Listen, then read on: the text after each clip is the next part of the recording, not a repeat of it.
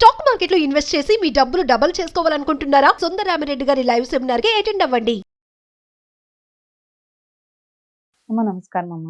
నమస్తే అమ్మా. అమ్మ ఇప్పుడు ఒక బేసిక్‌గా అన్నీ అంటే డైవోర్స్ అవ్వడానికి కానీ, గొడవలు అవ్వడానికి కానీ, లేదంటే ఎక్స్‌ట్రా మ్యారిటల్ అఫైర్స్ జరగడానికి కానీ, ఒక పెళ్ళైన రిలేషన్‌షిప్‌లో ఏదో కలహాలు ఉండడం, గొడవలు ఉండడమే కారణం అవుతుంది. అవును. ఐదర్ అమ్మాయైనా, అబ్బాయైనా బయటికి రిలేషన్‌షిప్స్‌లో గొడవలు ఇలా అవడం జరుగుతూ ఉంటుంది. అవును అవును అయితే అసలు ఇలాంటి గొడవలు ఏమీ లేకుండా ఒక రిలేషన్‌షిప్ పెళ్ళైన ఒక రిలేషన్‌షిప్ హ్యాపీగా ఉండాలి. ముఖ్యంగా భార్య హ్యాపీగా ఉండాలి ఆ రిలేషన్‌షిప్. ఎందుకంటే భార్య ఎప్పుడైతే హ్యాపీగా ఉంటుందో ఆ రిలేషన్‌షిప్‌ని కాపాడుకుంటూ వస్తుంది. మెయింటైన్ చేసుకోవచ్చు. అవును. పిల్లల్ని, భర్తని, భర్తని, ఫ్యామిలీని అవును. మెయింటైన్ చేసుకుంటూ వస్తుంది. అవును. అయితే భార్య ముఖ్యంగా హ్యాపీగా ఉండాలంటే భర్తలు ఎలా ప్రవర్తించాలి? ఇది అమ్మ ఒకప్పుడు ఎలా ఉండేదంటే అంటే దేశకాల పరిస్థితులను బట్టి ప్రశ్నలు మారుతుంటాయి, వాటి జవాబులు కూడా మారుతుంటాయి. ఒకప్పుడు ప్రేమ అనే 2 అక్షరాలకి చాలా వాల్యూ ఉండేది. భార్యాభర్తల మధ్యన బంధం ఎలా ఉండాలంటే ప్రేమగా ఉండాలని చెప్పేవాళ్ళు. సింపుల్ గా ఆ ప్రేమలో అన్నీ ఉంటాయి. అంటే అపేక్ష ఉంటుంది, ఎమోషనల్ రిలేషన్ ఉంటుంది, ఆమెకు కావాల్సినవన్నీ చూసుకుని మంచి చెడ్డలు చూసుకునే లక్షణం ఉంటుంది, ఒక నేస్తం మాదిరి, ఒక స్నేహితుడు మాదిరి, ఇవన్నీ కూడా ఆ ప్రేమ అనే 2 అక్షరాల్లో ఇమిడి ఉంటాయి. ఇప్పుడు కాలం మారిపోయింది, అవన్నీ లేవు. అవన్నీ చెప్పడానికి కూడా అసలు అవకాశమే లేదు. అయితే భార్య ఎలా ఉంటే భర్తతో అనుకూలంగా ఉంటుంది అంటే, భర్త అనుక్షణము ఆవిడ్ని కాపాడుకుంటూ ఉండాలి. అంటే నీకు నేనున్నాననే నమ్మకాన్ని పదే పదే పదే పదే కలిగిస్తుండాలి.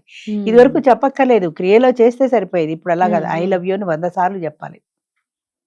నీకు నేనంటే నువ్వంటే నాకు చాలా ఇష్టం, ఈ చీరలో నువ్వు చాలా బాగున్నావు. మామూలుగా భర్తలు ప్రతిరోజు చెప్పరు, ఏదైనా బాగాలేకపోతే మాత్రం ఏంటి ఈ కూర దరిద్రంగా ఉంది అని చెప్తారు, కానీ ఈ కూర బాగా ఉండవని ఎవరు అన్నారు. జనరల్ గా అన్నారు.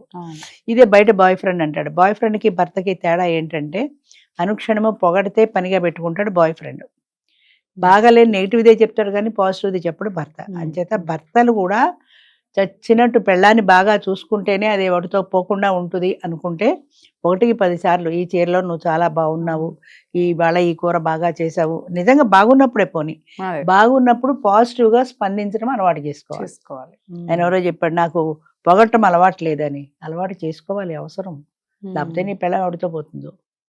అంచేత జాగ్రత్తగా మనం మా ఆయనకి నేనంటే చాలా ఇష్టం అనే నమ్మకాన్ని మనం పదే పదే పదే పదే కలిగించాలి. నేను చెప్పానుగా అనుకోకూడదు, ఇవాళ మళ్ళీ చెప్పు, నష్టం లేదు కదా, ఒక మాటే కదా.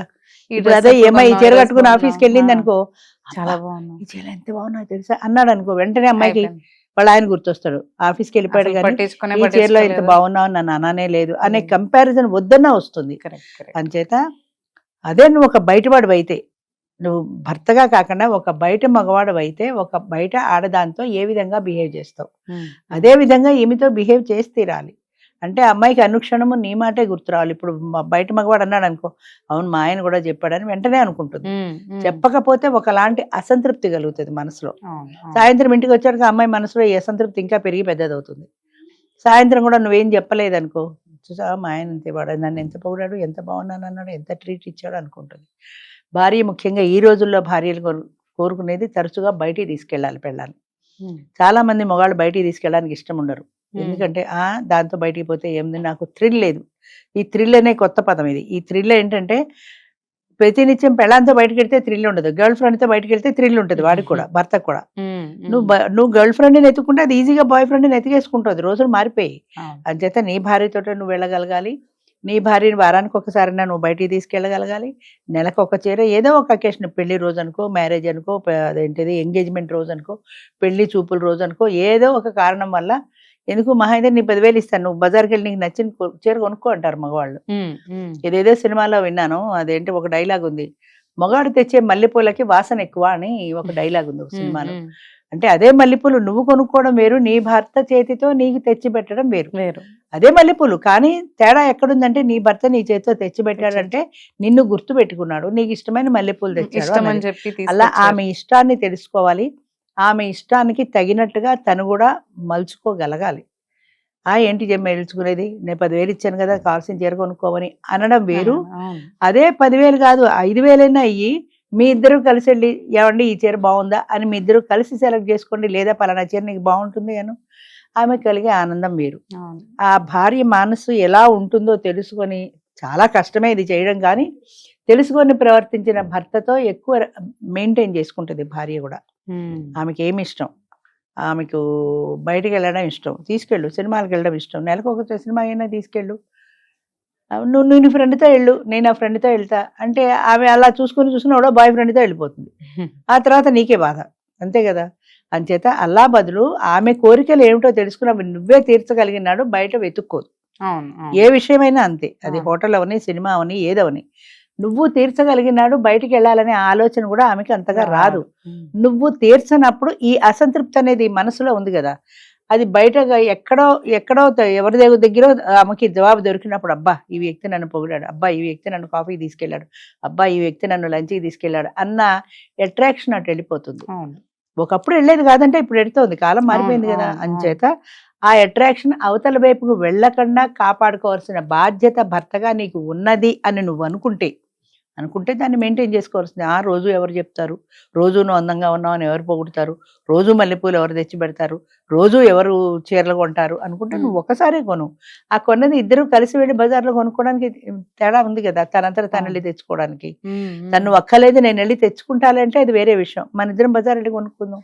అలాగే నీ డ్రెస్ విషయంలో కూడా మన ఇద్దరం వెళ్ళి డ్రెస్ తెచ్చుకుందాం అనడంలో ఒక అన్యోన్యం కనపడుతుంది. అక్కడ నా భర్తతో కలిసి నేను వెళ్ళాను, మేమిద్దరం చాలా అన్యోన్యంగా ఉన్నామన్న భావన ఆ అమ్మాయిని కూడా కట్టిపడేస్తుంది. అంచేత ముఖ్యంగా భర్తలు గ్రహించవలసింది ఏంటంటే, కష్టమైన భార్యని ఆకట్టుకునే ప్రయత్నం చేయాలి. బయట గర్ల్ ఫ్రెండ్ని ఆకట్టుకునే ప్రయత్నం చేస్తారు కానీ భార్యని ఆకట్టుకునే ప్రయత్నం చేయరు. ఎందుకంటే ఇది ఏంటి, గొలుసుతో కట్టేసిన కుక్క పిల్లతో సమానం. అది పిలిస్తే తోకాడించుకుంటూ వస్తుంది, చీప అంటే మళ్ళీ మూల కూర్చుంటుంది, కానీ మళ్ళీ విడిగేస్తే చూస్తుంటుంది. అదే అంటారు నేను, కుక్కకున్న విశ్వాసం లేదా అంటారే, కుక్కకి చాలా విశ్వాసమే కాదు, దానికి అభిమానం కూడా ఉంది. రెండు తిట్టు లేదా ఒక కాలుతో ఒక తను కుయ్యోమంటూ వెళ్ళిపోయి మూల కూర్చుంటుంది, మళ్ళీ నువ్వు పిలిస్తేనే వస్తుంది, దాని అంతటా అది రాదు. ఎప్పుడైనా చూడు, ఎందుకంటే దానికి కూడా అభిమానం ఉంది. కుక్క కూడా మనిషి అయినా దానికి కూడా మనసు ఉందా అన్నట్టు దానికి కూడా అభిమానం ఉంది. నువ్వు పిలిస్తే మాత్రం గతం అంతా మర్చిపోయి తోకాడించుకుంటూ నీ దగ్గరికి వచ్చేస్తుంది. అంటే ఇందాక నన్ను తిట్టావుగా అని అనుకోదు. అంచేత అట్లాగే మనిషి కూడా ఏంటంటే వాళ్ళ భావాల్ని అర్థం చేసుకోవాలి. అదేదో ఒక పాట ఉంది, ప్రైవేట్ సాంగ్, తిన్నావా లేదా అని అడిగావా ఎప్పుడైనా అని ఒక ప్రైవేట్ సాంగ్ ఉంది. ఉన్నావా తిన్నావా అని ఏనాడైనా అడిగావా, నువ్వు తిన్నావు చేయగడుకున్నా వెళ్ళిపోయావు. నువ్వు భోంచేసావా అని ఒకే ఒక్క మాట నువ్వు అన్నం తినేటప్పుడు అడుగు.